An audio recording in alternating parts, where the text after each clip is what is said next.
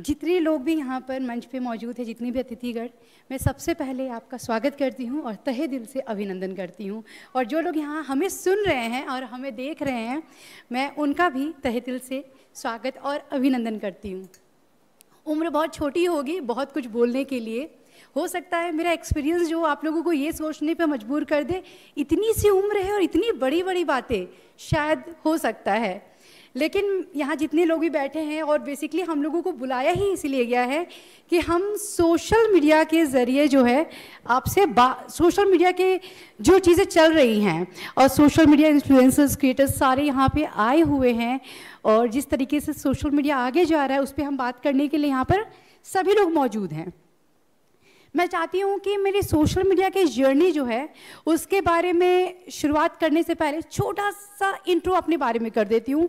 जब तक मैं अपना नाम खुद अपनी ज़ुबान से नहीं लेती हूँ तो मुझे आगे बोलने की इच्छा जो होती है मेरी थोड़ी कम सी हो जाती है, ऊर्जा मेरी थोड़ी कम हो जाती है। तो मैं वहाँ से बिलोंग करती हूँ, वीरों की धरती, जवानों का देश, बागी बलिया, उत्तर प्रदेश। मैं हूँ अश्मिता सिंह राजपूत, पेशे से मैं पत्रकार हूँ।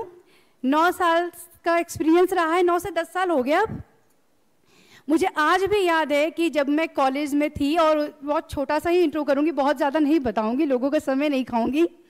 तो उस समय जब मास कॉम कर रही थी मैं, और जब कहते हैं ना कि जब आपका प्लेसमेंट का समय आता है तो बच्चे ज़्यादा एक्साइटेड होते हैं कि भाई हमारा प्लेसमेंट होगा या नहीं होगा, क्या होगा।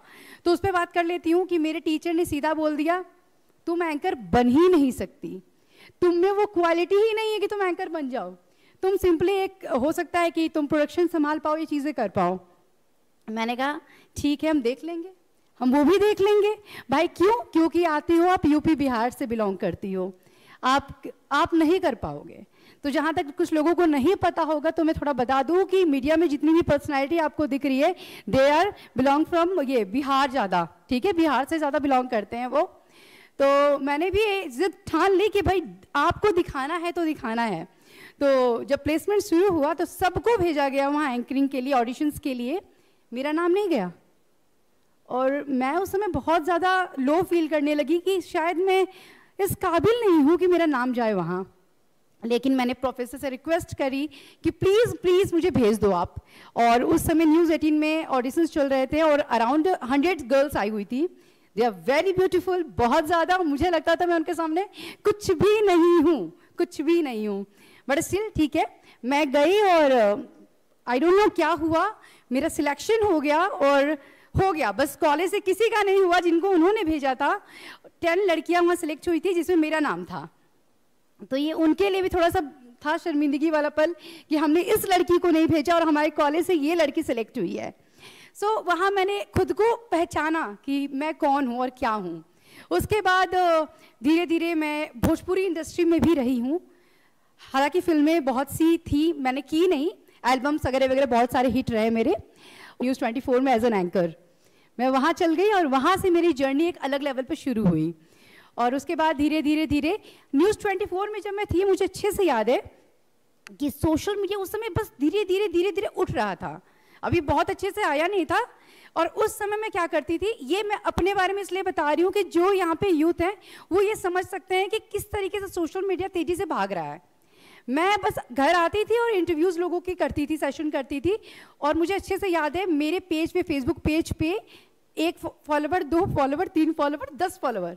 और धीरे धीरे मैंने इसको लोगों से कांटेक्ट किया, उनसे इंटरव्यूज़ किए। कब वो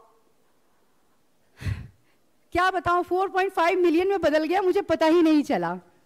कब वो बदला मुझे कुछ पता ही नहीं चला, कैसे हुआ ये भी मुझे पता नहीं।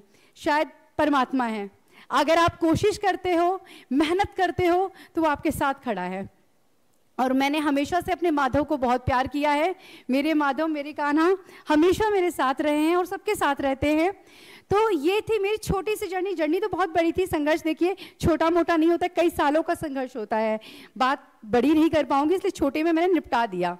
अब हम बात करते हैं सोशल मीडिया की।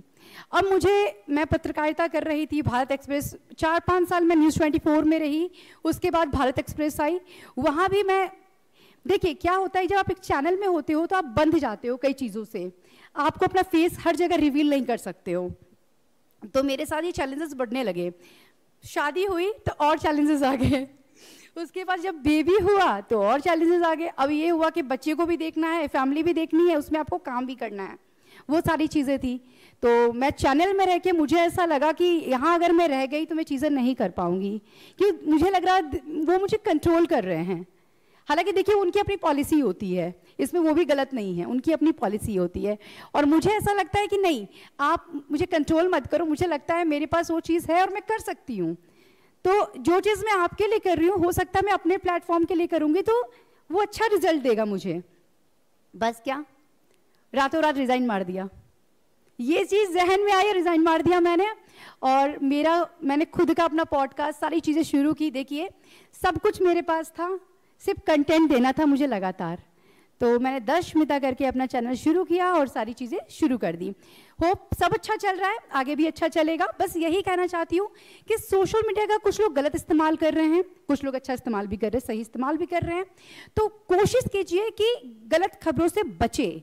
कभी भी कोई वीडियो, कोई भी कंटेंट पोस्ट करने से पहले उसके इफेक्ट्स को देख लीजिए, कितने हद तक वो सही है। क्योंकि देखिए अगर हम कोई चीज़ पोस्ट करते हैं या कुछ भी ऐसा कंटेंट बनाते हैं, उसे देखने वाले बहुत लोग हैं, रीच काफ़ी हो जाती है, लोग देखते बहुत है,